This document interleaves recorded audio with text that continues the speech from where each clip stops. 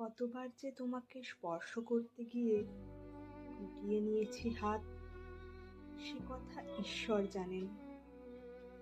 তোমাকে ভালোবাসার কথা বলতে গিয়েও কতবার যে সে কথা বলিনি, সে কথা আমার ঈশ্বর জানেন।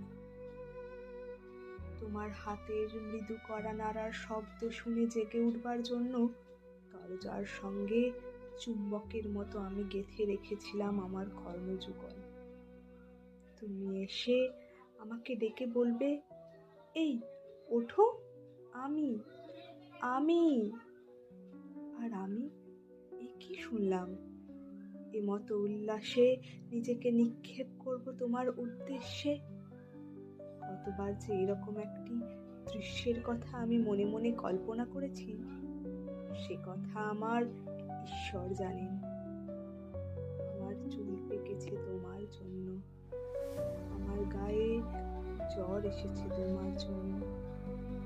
আমার ঈশ্বর জানেন আমার মৃত্যু হবে তোমার জন্য।